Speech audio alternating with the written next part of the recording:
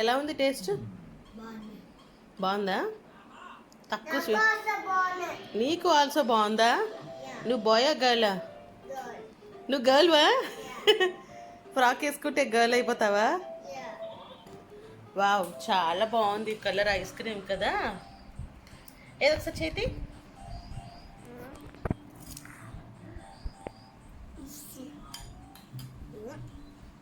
Nice ఉంది కదా? Hi friends, welcome back to my channel. అందరు ఎలా ఉన్నారు? నాకు కామెంట్లో చెప్పండి. నేను చాలా బాగున్నాను. సో ఈ రోజైతే మనం చేసుకునేది రెసిపీ స్ట్రాబెర్రీ ఐస్ క్రీమ్ అండి.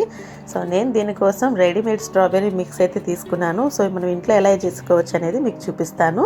సో నేనైతే ఈ ప్యాక్ ఇక్కడ ఆడిల్ ఇండియన్ గ్రోసరీలో కొన్నానండి. 2.75 పిల్స్కి నాకు వచ్చింది. నేను స్ట్రాబెర్రీ ఫ్లేవర్ చేస్తున్నాను. సో మనకి బ్యాక్ సైడ్ ఇన్స్ట్రక్షన్స్ అన్నీ రాస్తారు. దీనికోసం మనకు పెద్దగా ఇంకా ఇంగ్రీడియంట్స్ ఏమీ అవసరం ఉండవు. ఓన్లీ ఒక 1/2 లీటర్ మిల్క్ మాత్రమే కావాలి. సో దీంట్లో ఒక షాషేతో ఇలా ఉంటుంది ప్యాకెట్. నేను ఆల్రెడీ ఓపెన్ చేసేసి బౌల్లో వేసేసుకున్నాను మిక్స్ అంతా కూడా. సో మనం 1/2 లీటర్ మిల్క్ తీసుకున్నాం కదా, కొంచెం అదే మిల్క్ వేసేసుకొని ఈ పౌడర్ మిక్స్ అంతా కూడా బాగా మిక్స్ చేసేసుకుందాము. డైరెక్ట్గా మిల్క్లో వేస్తే మనకి త్వరగా కరగదు కదా. సో ఇలాగ కొంచెం మిక్స్ని పాలతో మిక్స్ చేసేసుకుందాము. సో అలాగే మిల్క్ కూడా మనం స్టవ్ మీద పెట్టేసి బాయిల్ చేసేసుకోవాలి. చూస్తున్నారు కదా, కొంచెం జెల్లీలాగా రెడీ అయింది. సో మిల్క్ బాయిల్ అవ్వడం స్టార్ట్ అయిన తర్వాత నేను మిక్స్ అంతా వేసేసుకుంటున్నాను.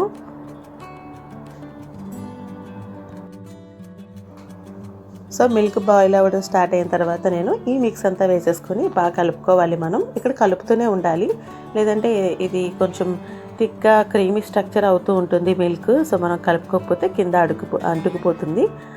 సో అందుకని మిక్స్ చేస్తూ ఉండాలి. ఒక 3 to 5 మినిట్స్ మనం మరగనిస్తే సరిపోతుంది. ఒక 3 to 5 మినిట్స్ బాయిల్ అయిన తర్వాత స్టవ్ ఆఫ్ చేసేసుకొని చల్లార్చుకోవాలి. సో ఇప్పుడు మనం ఇది ఒక గ్లాస్ కంటైనర్లో వేసుకొని నేను ఫ్రిడ్జ్లో పెడుతున్నాను. యాక్చువల్గా వచ్చేసి అల్యూమినియం కంటైనర్లో వేసుకోమని రాశారంటే అదైతే ఈవెన్గా కూల్ అనేది అవుతుందంట, చాలా బాగా త్వరగా కూడా. బట్ నా దగ్గర లేదు. నేను ఇలా గ్లాస్ బౌల్లో వేసేసుకుని నేను ఒక 1 అవర్ ఫ్రిడ్జ్లో పెట్టాను. సో 1 అవర్ తర్వాత తీసిన తర్వాత మళ్ళీ ఒకసారి మనం బ్లెండ్ చేసుకోవాలి. సో 1 అవర్ తర్వాత మొత్తం అంతా తీసేసి మళ్ళీ బ్లెండ్ చేశాను. చూస్తున్నారు కదా, ముందు కంటే కూడా ఇప్పుడు బాగా క్రీమీగా వచ్చింది. స్ట్రక్చర్ చాలా బాగా వచ్చింది. సో మళ్ళీ బ్లెండ్ చేసుకున్న అదే బౌల్లో వేసేసుకొని ఫ్రిడ్జ్లో పెట్టేసుకుంటున్నాను.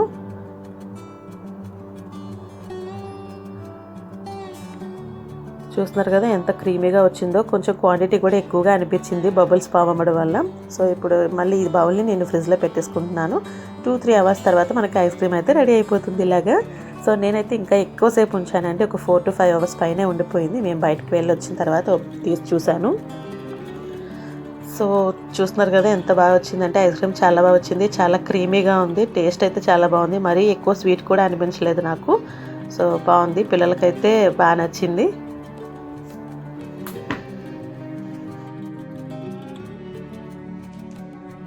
సో చూస్తున్నారు కదా ఐస్ క్రీమ్ అయితే ఎంత స్మూత్గా ఉందో. బట్ కలర్ అయితే నా ఫోన్లో తీసానండి, ఇలా వస్తుంది. సో తర్వాత గోవింద్ ఫోన్లో తీసాను. కరెక్ట్ కలర్ అయితే ఇది, మంచి పింక్ కలర్ వచ్చింది.